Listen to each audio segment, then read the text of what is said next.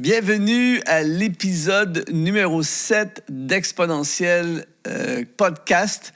Aujourd'hui, on va parler d'un sujet qui va intéresser plusieurs. Il faut savoir que Exponentiel Podcast, c'est dans le but d'aider les entrepreneurs, les leaders, tous ceux et celles qui sont dans le ministère à progresser et à entrer pleinement dans leur appel, dans leur destinée. Et aujourd'hui, on va parler d'une question qu'on me pose très souvent et qui est un sujet de discussion qui revient très souvent. C'est comment vivre de ta passion.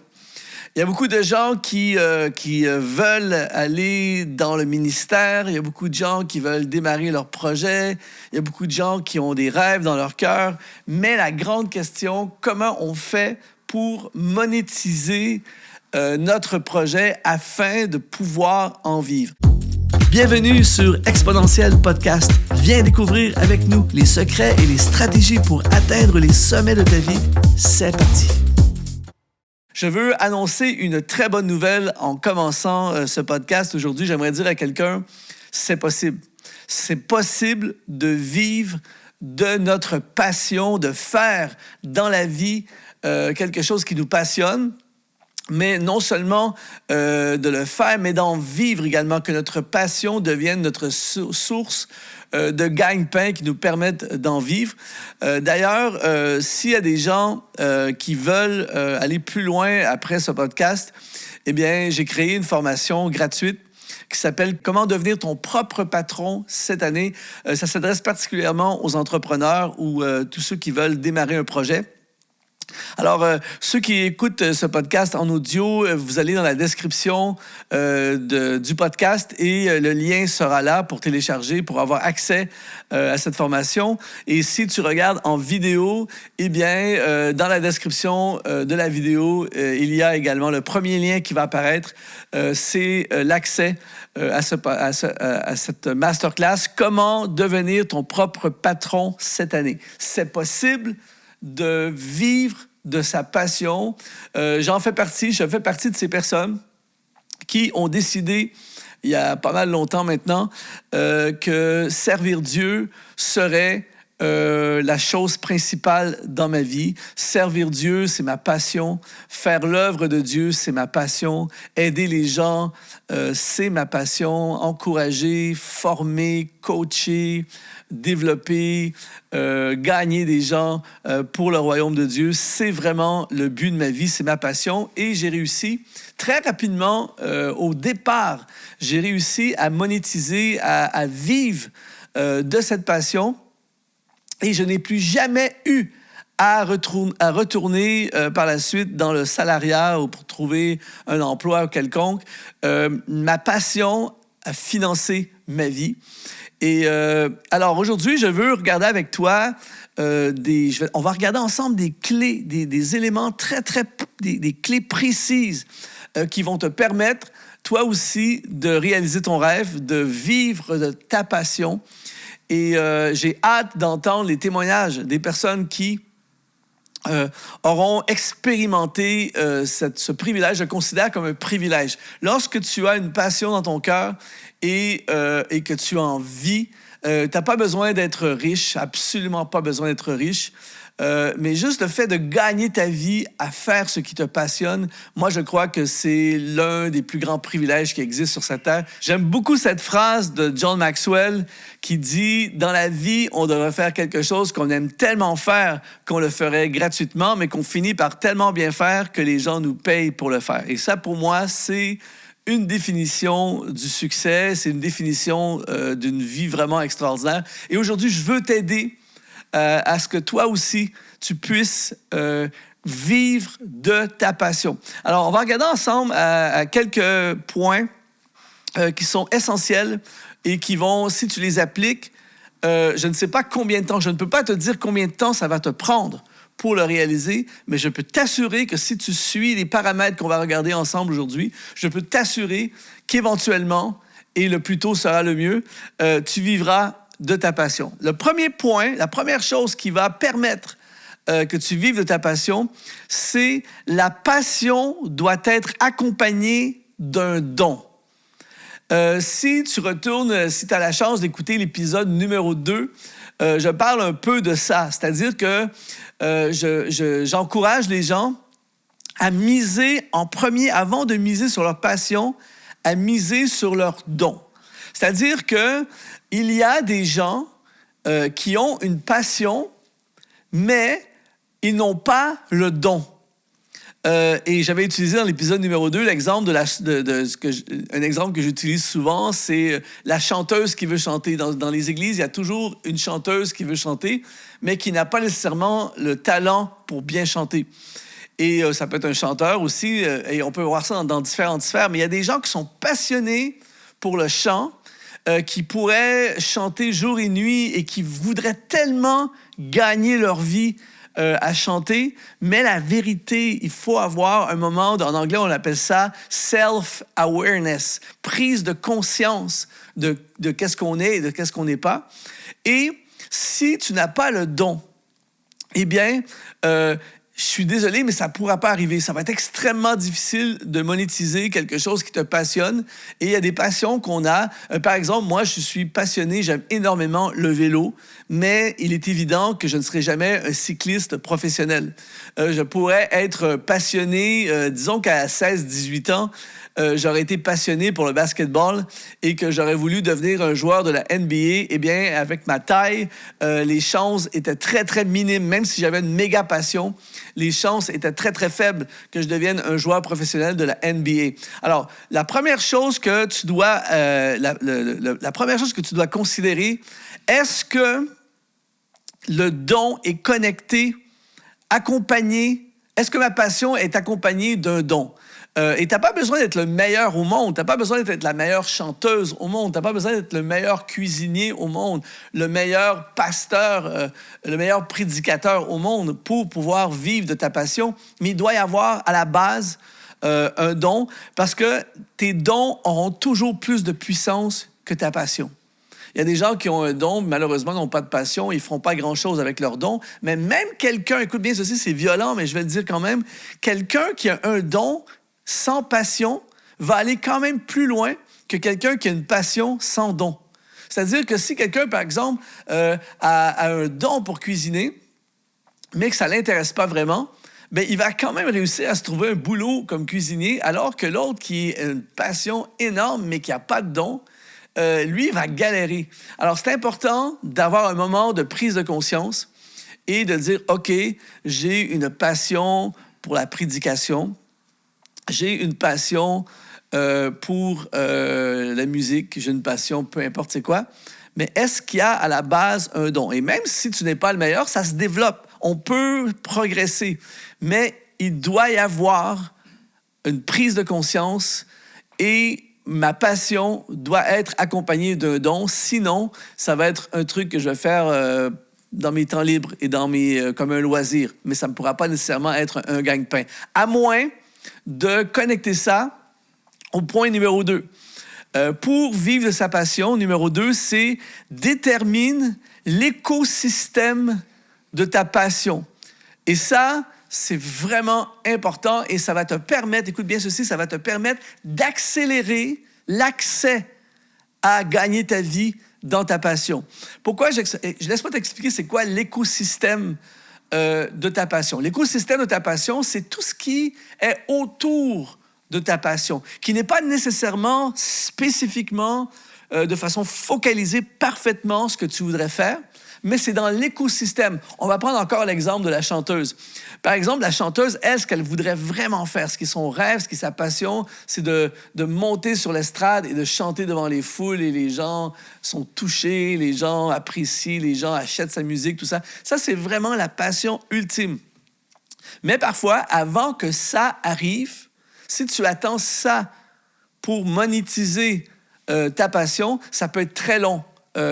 Alors, qu'est-ce qui est intéressant, et plein de personnes l'ont fait, moi je l'ai fait également, c'est de déterminer l'écosystème autour de ma passion. Et donc, si on prend l'exemple de la chanteuse, pour ne prendre que cet exemple, eh bien, à ce moment, la chanteuse, en plus d'être une chanteuse, Et qu'est-ce qu'il y a autour de ça? Il y a le studio. Tu peux être une chanteuse, un chanteur qui chante, qui fait des voix, par exemple, en studio pour d'autres artistes. Tu peux donner des cours de chant. Tu peux participer à être soliste dans une chorale. Tu peux être choriste pour d'autres artistes. Moi, il y a plusieurs artistes très, très connus que je connais qui ont commencé comme choristes pour d'autres artistes. Donc, ils n'étaient pas en avant. Les gens ne savaient pas vraiment qui ils étaient, mais ils étaient déjà en train de chanter et gagner de l'argent à chanter. Il y a des gens qui prêtent leur voix pour faire chanter sur des commerciaux. Tu peux chanter dans une église, un ministère dans une église, être engagé par une église pour chanter. Tu peux chanter dans les églises. Tu peux être leader de louange dans une église. Tu peux être impliqué dans un spectacle, un gros spectacle où il y a plein d'artistes, puis toi, tu as un rôle là-dedans. Donc, et on pourrait élargir encore plus. Mais ça, c'est l'écosystème qui est connecté autour de la passion. Et si tu es ouvert d'esprit et tu es prêt à entrer dans cet écosystème et mettre ton talent dans différentes sphères de cet écosystème, bien, je peux t'assurer d'une chose, c'est que tu vas commencer beaucoup plus rapidement, tu as beaucoup plus de chances. D'ailleurs, j'enseigne souvent que l'artiste, dans le cas des artistes, et on peut appliquer ça à plein de domaines, même dans les affaires, le multisource est la clé de toute chose, d'avoir plusieurs sources. Donc, par exemple, on parle de l'artiste, qui est la chanteuse fictive. Disons que cette chanteuse, elle chante en studio pour accompagner d'autres artistes. Elle donne quelques cours de chant. Elle participe comme soliste dans une chorale. Elle est choriste pour d'autres artistes. Elle chante, elle prête sa voix pour des commerciaux. Elle chante dans des églises. Elle est leader de louange une fois ou deux fois par mois dans une église. Bien, cette chanteuse, rapidement, va commencer à générer des revenus. Elle va commencer à monétiser sa passion.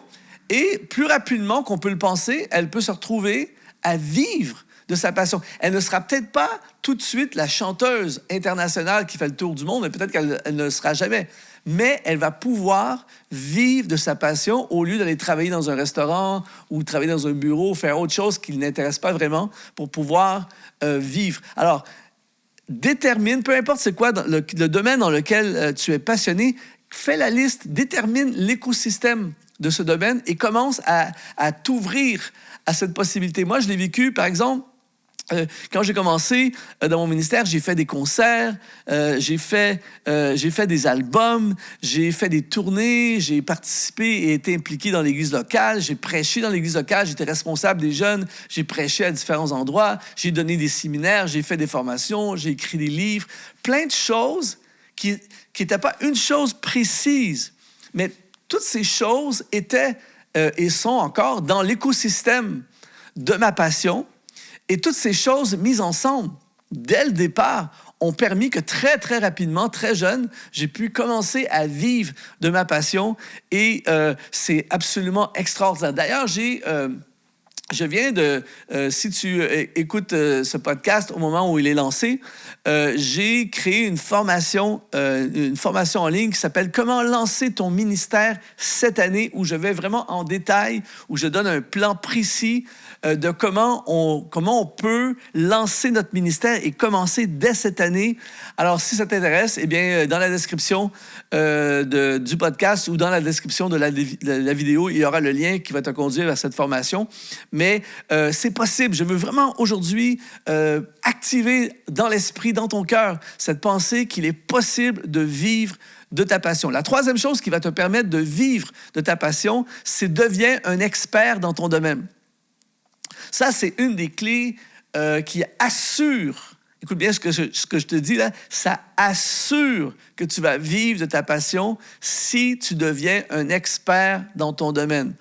Tu n'es pas obligé d'être le meilleur dans ton domaine, mais tu es considéré comme un expert dans ton domaine. Sur la plateforme Exponentielle, pour ceux qui suivent la plateforme Exponentielle TV, on a un de nos animateurs qui s'appelle Mathieu Desroches, avec qui d'ailleurs on a fait quelques formations sur Exponentielle. qui est un spécialiste de la gestion du temps et de la productivité. Il a choisi, c'est vraiment un truc qui le passionne, et il a choisi de se concentrer, se focaliser à fond sur la gestion du temps et la productivité. Et aujourd'hui, et très rapidement, Mathieu a monétisé et est devenu à plein temps à vivre de sa passion. Pourquoi? Parce qu'il est considéré comme un expert. Quand on cherche quelqu'un pour venir nous parler de la gestion du temps, de la productivité, on pense tout de suite à Mathieu Desroches. Quand on parle, on veut donner une formation là-dessus, on veut parler sur le sujet, on a des questions sur le sujet, on pense à Mathieu. Pourquoi? Parce qu'il est devenu un expert. Donc, deviens un expert, peu importe c'est quoi ta passion, deviens un expert en leadership. John Maxwell est devenu une sommité mondiale et qui rapidement a vécu, il a quitté un poste pastoral il y a plusieurs années de ça et s'est lancé, et avec ses livres et tout ça, il a extrêmement bien monétisé sa passion. Pourquoi? Parce qu'il est devenu l'expert en leadership. Deviens l'expert des couples, deviens l'expert sur la famille, ça c'est une des choses qui est très, très puissante dans le ministère, un expert en louange, un expert en productivité, un expert en ministère jeunesse, plein de choses comme ça. Tu deviens un expert et inévitablement, les gens vont se tourner vers toi, vont te consulter, vont te demander d'intervenir dans des podcasts, pour prêcher, pour enseigner, pour former, dans les écoles bibliques, plein de choses comme ça. L'expertise, devenir un expert est un excellent moyen de vivre de ta passion. Et là, la question, c'est comment on devient un expert. Bon, on fera certainement un podcast là-dessus éventuellement. Mais si je pouvais résumer ça en une phrase, je dirais le principe des 10 000 heures. On appelle ça le principe des 10 000 heures. C'est-à-dire que lorsque tu investis 10 000 heures dans quelque chose, tu deviens un expert. Si tu conduis la louange dans les églises pendant 10 000 heures, je t'assure que tu vas devenir un expert. Si tu prêches pendant 10 000 heures, tu vas devenir un expert, et dans n'importe quel domaine, c'est comme ça. Alors, c'est quelque chose qui ne se fait pas en une semaine, mais décide aujourd'hui de devenir un expert dans ton domaine et je peux t'assurer que tu vas vivre de ta passion. La quatrième chose qui va te permettre de vivre de ta passion, c'est étudier la vie et le système de ceux qui le font déjà. Par exemple, tu as une passion pour, on va dire, je sais pas moi, pour le design, la décoration. Ton rêve, c'est de démarrer un business dans le design, de la décoration. Tu as une passion pour les enfants et tu voudrais vraiment vivre de ta passion. Tu voudrais servir les enfants, construire un ministère pour les enfants. Tu as une passion pour la musique, pour la louange. Tu as une passion pour un ministère particulier. Eh bien, une des clés pour en vivre, c'est interroge-toi, qui le fait déjà? Qui vit de sa passion dans mon domaine, à moi? Et une fois que tu as trouvé les personnes, eh bien, étudie ce qu'ils font. Comment ils font? Par exemple, quelqu'un qui m'aurait étudié moi-même, qui aurait dit, OK, Luc Dumont, il vit du ministère depuis plusieurs années maintenant. Comment il a fait? Ah, OK, il a fait des albums. Ensuite, il vendait ses albums. Il faisait des tournées dans les églises. Et il vendait des albums. Ensuite, il a fait des livres. Et il a fait ci, il a fait ça. Et là, tu commences à étudier ce que la personne fait et tu fais la même chose. C'est aussi simple que ça. Étudie comment les gens... Moi, c'est comme ça que j'ai commencé. C'est exactement ça que j'ai fait. J'ai regardé des gens qui faisaient... Je me souviens à l'époque, il y avait un artiste américain qui était venu faire un concert au Canada. Et j'étais tout nouveau, là. Je commençais à peine et je rêvais dans mon cœur de faire la même chose, tout ça. Et je me souviens, ça, c'est à l'époque qu'il y avait des albums physiques. Et je me souviens, à la fin de l'événement, j'avais été à la table derrière. J'avais été impressionné j'avais vu une immense table. Et il y avait plein d'albums, des albums de collection, des packages, plein de trucs, des magazines, des t-shirts. Il y avait plein de trucs, le gars. Et je me suis dit, c'est comme ça qu'il réussit à en vivre, tu vois. Et je me dis, je vais faire la même chose. Et c'est exactement la même chose que j'ai fait. J'ai commencé à créer des albums avec des livres. Et là, je me souviens, j'avais des tables à l'époque des albums physiques. J'avais des tables avec plein de CD, tout ça. Et ça finançait une très grande partie, l'entière partie presque de mon ministère. Et c'est pas quelque chose que j'ai inventé, c'est quelque chose que j'ai copié littéralement de quelqu'un qui m'a inspiré. Alors, tu peux faire la même chose toi aussi. Tu trouves quelqu'un qui fait ce à quoi tu aspires, quelqu'un qui monétise et qui vit de sa passion, et tu suis son modèle. Tu vas donner ta propre identité, ça peut peut-être moins bien marcher, tout ça, mais tu es sur une piste qui t'amène vers quelque chose qui fait que ça peut arriver. La cinquième chose qui va te permettre de vivre de ta passion, c'est décide aujourd'hui de tout faire pour que ça arrive. Il y a beaucoup de gens qui restent au point j'ai un souhait. J'ai un rêve. J'aimerais qu'un jour, ce serait génial si. Mais tu sais que quelqu'un va vivre de sa passion par l'intensité de ce qu'elle fait, par des actions concrètes. Et quand tu vois, il y a des gens qui sont prêts à tout faire. Je regardais récemment une interview avec un acteur américain qui, en fait, à la base, c'est un Canadien qui s'appelle Kiefer Sutherland.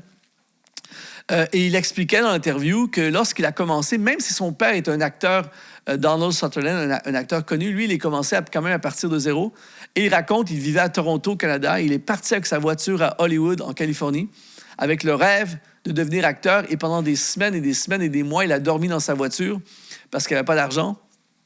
Et il voulait percer. Et il savait que pour percer, il fallait qu'il soit là où il y a des acteurs, tout ça, il y a des films et des tournages.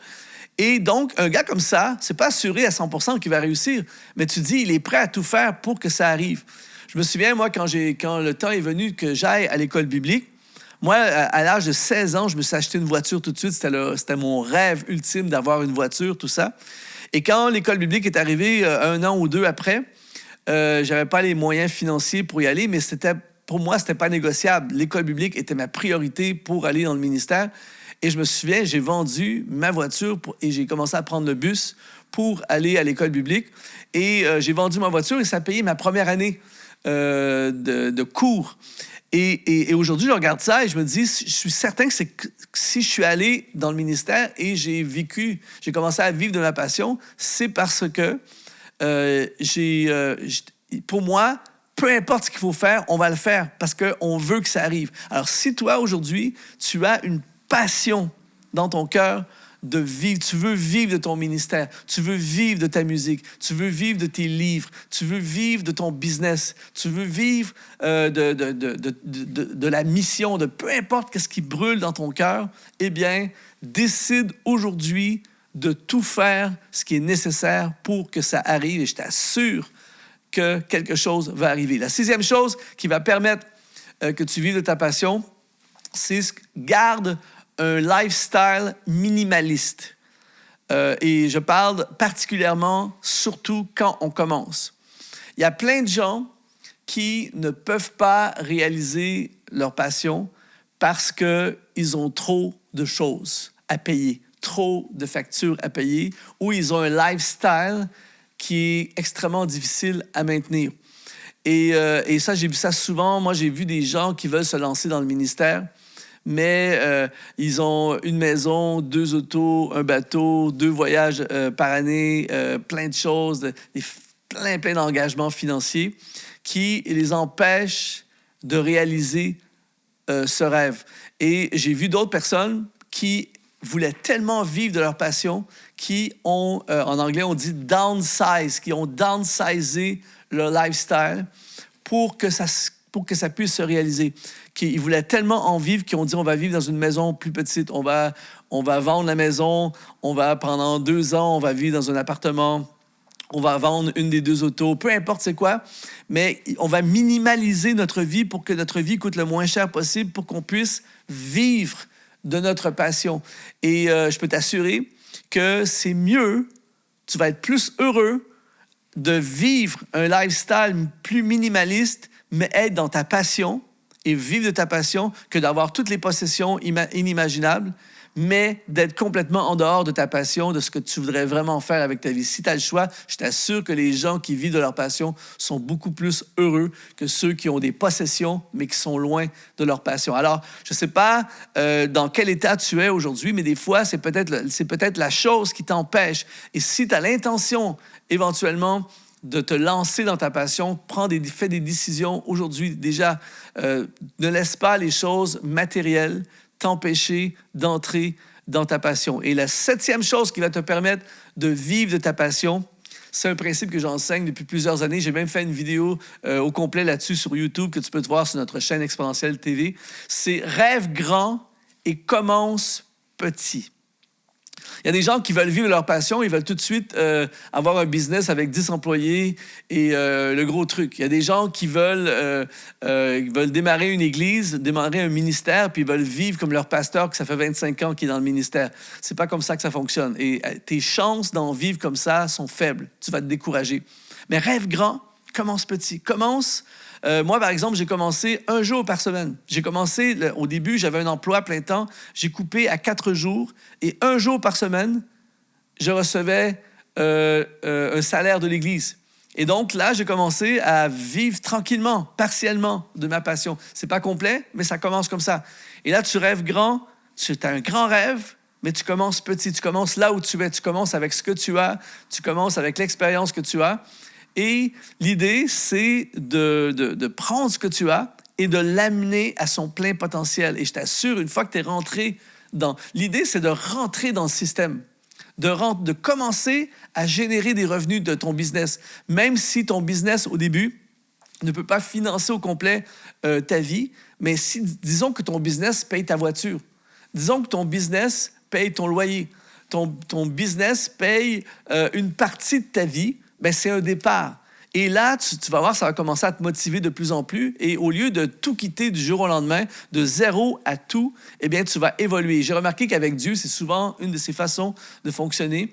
C'est souvent de façon, c'est évolutif. Mais l'idée, c'est de commencer. Alors aujourd'hui, alors que tu écoutes ce podcast, je veux t'encourager en te disant, commence. Commence aujourd'hui, fais un plan et sois prêt à faire tout ce qui est nécessaire pour vivre de ta passion. Rappelle-toi cette phrase de John Maxwell. Dans la vie, on devrait faire quelque chose que l'on aime tellement faire qu'on le ferait gratuitement, mais qu'on finit par tellement bien faire que les gens nous paient pour le faire. Pour moi, ça ressemble à une belle définition du bonheur. Je veux t'assurer aujourd'hui, c'est possible. Si moi, j'ai pu le faire, si plein de gens que je connais ont pu le faire, c'est possible. Si Dieu est dans ton projet, si Dieu est dans ce que tu rêves de faire, si ta passion est connectée avec un don, un talent, et ça vient de Dieu, inévitablement, tu pourras vivre de cette passion. Si tu veux aller encore plus loin dans cette discussion, eh bien, je t'encourage à aller voir cette formation, à suivre cette mini-formation, comment lancer ton ministère cette année, ou bien comment devenir ton propre patron cette année. Alors, si ça t'intéresse, tu vas dans le lien qui apparaît dans la description du podcast, ou bien si tu regardes sur YouTube en vidéo, tu vas dans le lien qui apparaît dans la description de la vidéo. Dans les deux cas, sinon tu vas sur exponentiel.net. Une formation sur comment devenir ton propre patron cette année, ou une formation sur comment lancer ton ministère cette année. Mon objectif, ma mission, c'est de t'aider, de t'équiper. Merci d'avoir été là pour l'épisode numéro 7 et je te donne rendez-vous la semaine prochaine dans l'épisode numéro 8. Sois exponentialisé.